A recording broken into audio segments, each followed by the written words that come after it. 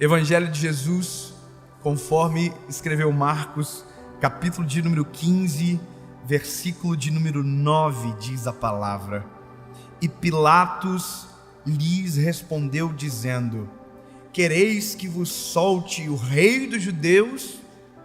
Porque ele bem sabia que por inveja os principais dos sacerdotes o tinham entregado. Mas os principais dos sacerdotes incitaram a multidão para que fosse solto antes Barrabás. E Pilatos respondendo lhes disse outra vez: Queres que solte o rei dos judeus? E eles tornaram a clamar: Crucifica-o. Mas Pilatos lhes disse: Mas que mal ele fez? E eles clamaram de novo: Crucifica. Sabe, nós aprendemos desde quando nós éramos criança que a voz do povo é a voz de Deus. E essa é uma máxima que nós aprendemos a crer e tomamos como verdade muitas das vezes. Que a voz da multidão é a voz que deve se sobrepor na nossa vida.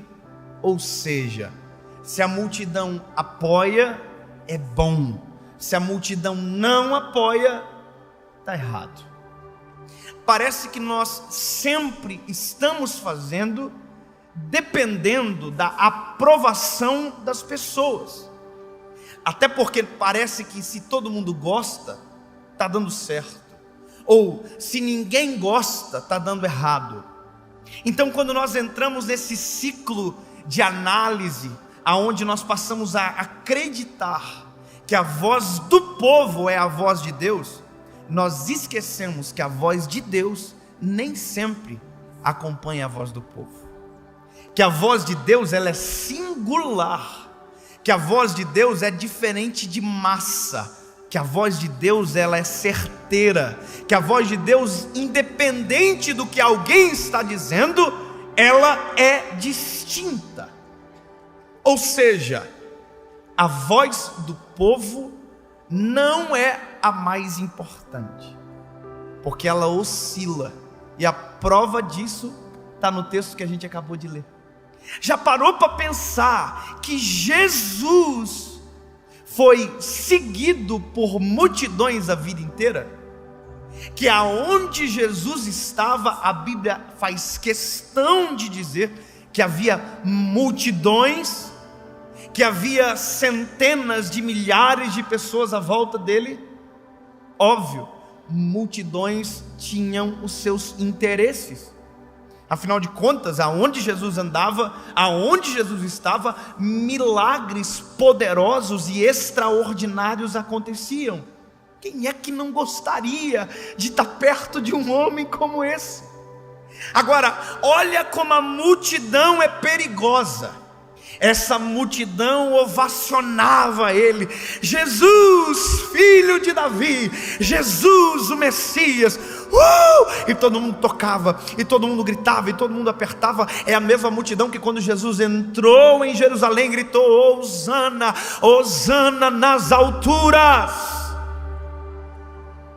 Só que foi a mesma multidão que quando Jesus estava sendo julgado inocente, a mesma multidão que Jesus, quando estava sendo flagelado, incitado por Barrabás, pelos sacerdotes que tinham inveja dele, gritaram: solta Barrabás e crucifica ele.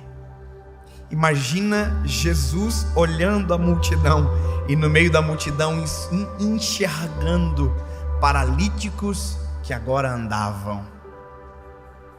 Imagina Jesus olhando no meio da multidão e vendo pessoas que foram curadas, libertas, transformadas, e no meio eles estavam gritando: crucifica! Solta Barrabás!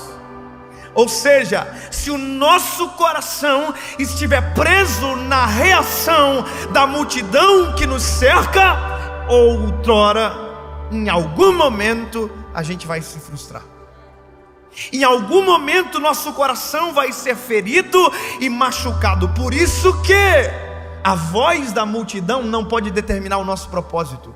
A voz da multidão não pode determinar a nossa caminhada. A voz da multidão não pode determinar o nosso destino. A única voz que pode dominar a vida do ser humano é a voz de Deus, porque ela é a única que conhece o seu passado, o seu presente e o seu futuro. A voz de Deus é perfeita. Agora, o que é o nosso problema? A gente gosta de uma coisa e detesta outra.